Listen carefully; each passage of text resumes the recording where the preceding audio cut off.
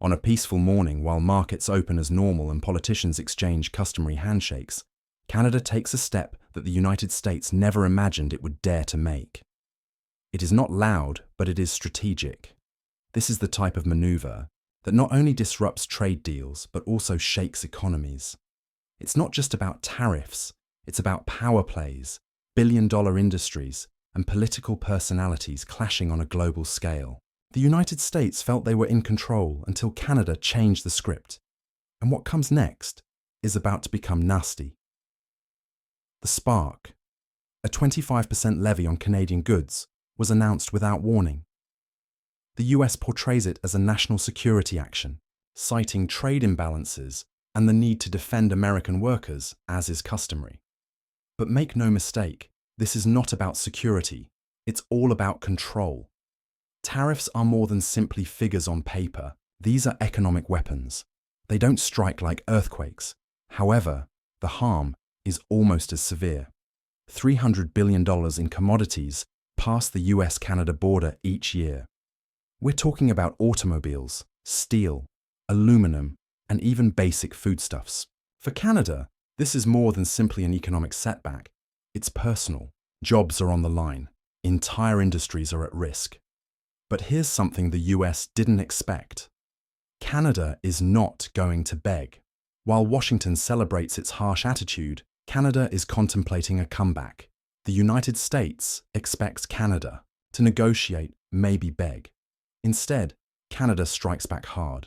However, this is not an emotional experience. It's precise, strategic, and ruthless. Instead of arbitrarily imposing taxes on US goods, Canada seeks maximum impact. American bourbon is tariffed. Florida orange juice is tariffed. What about electric automobiles, particularly Teslas? Direct strike.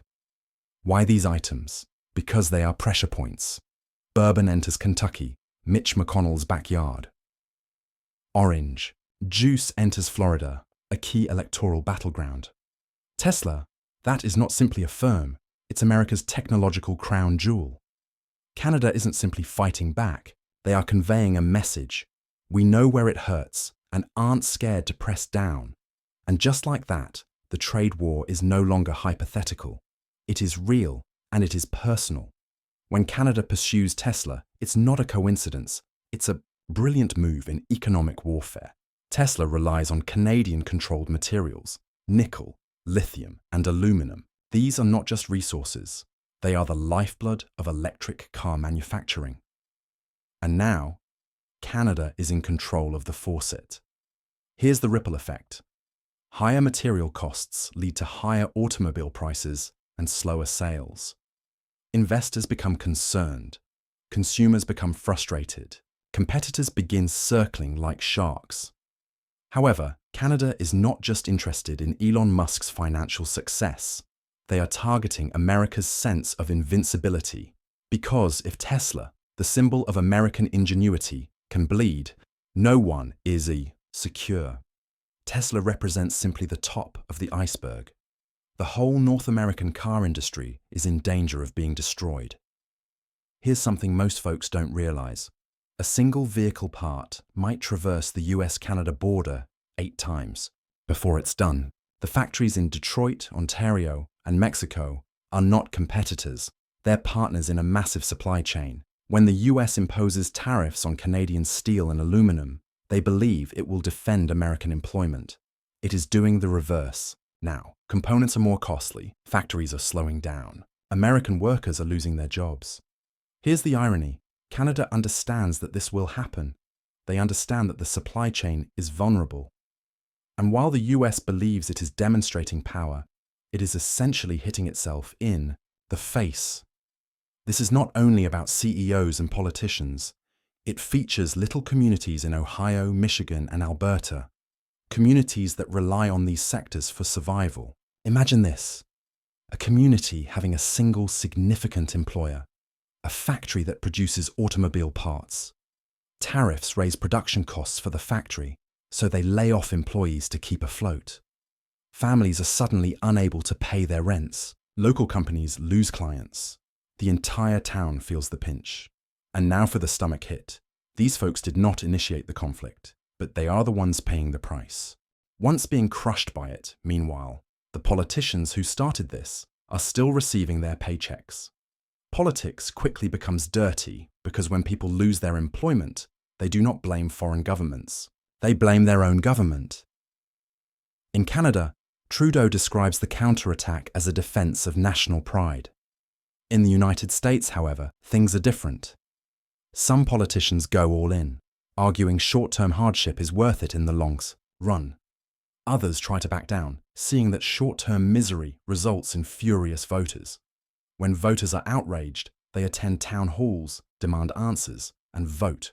This is no longer merely an economic fight. It's a political grenade ready to detonate. While everyone is monitoring the car sector, Canada has a secret weapon: energy. The United States relies significantly on Canadian oil, gas, and power, and if Canada wants, it can turn off the tap. Imagine this. Gas prices double overnight, power outages in northern US states throughout the winter, inflation soaring. Canada hasn't played this card yet, but the idea that they could is enough to keep American leaders up at night. Energy is more than simply money. It is about survival. It did not happen all at once. It began with a delay here, there, missing cargo. Initially, companies assumed it was simply terrible luck, an isolated problem, but it kept happening over and over.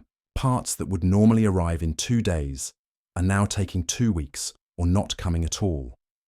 Auto factories, production lines are being paused because they are lacking a single $5 component. Technology firms are struggling to obtain essential supplies, watching deadlines fade into the horizon. Grocery businesses are also experiencing the effects: empty shelves, where fundamental products were once filled without hesitation. See, supply systems aren't designed for instability. They're made to be efficient, lean, fast, just in time. However, when tariffs are added to the mix, efficiency suffers. And now for the brutal part. It's not as simple as turning a switch. You can't just mend a damaged supply chain. It's like attempting to untie a massive knot. One error, and it tightens even more. The US believed it was exerting pressure on Canada, but what they actually did was pull the first thread. Now, the whole thing is unraveling. While politicians offer speeches and companies calculate data, the true impact is felt in the same spot every time: people's wallets. At first, it appears subtle. Perhaps your favorite cereal is somewhat more pricey. Maybe your food cost feels a little greater than normal. Maybe the new phone you've been saving for is now beyond your grasp. But then it snowballs, because it's more than one thing. It's everything. Food prices are higher, gas up, utilities up. Even random items like batteries, light bulbs, and everyday household items, everything costs more. Here's the worst part: wages aren't rising to match. People begin making trade-offs.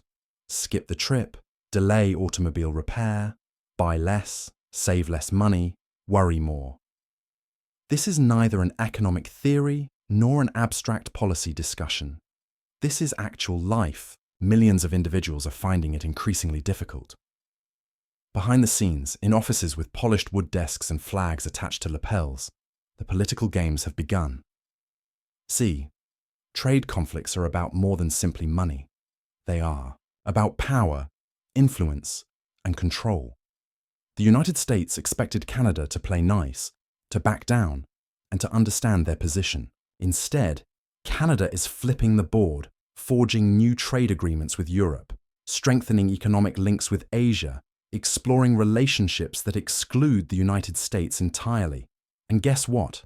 It works. While American authorities try to handle the impact, Canada is forming partnerships quietly, strategically, because they know something that Washington did not expect. You do not have to win every battle to win the war. You only need to outlast your opponent. And for now, Canada is playing the long game. While politicians hurl insults, business boards are in full crisis mode. Because here's the deal: markets loathe uncertainty. What about tariffs? They are like putting fuel on a fire. What about automakers?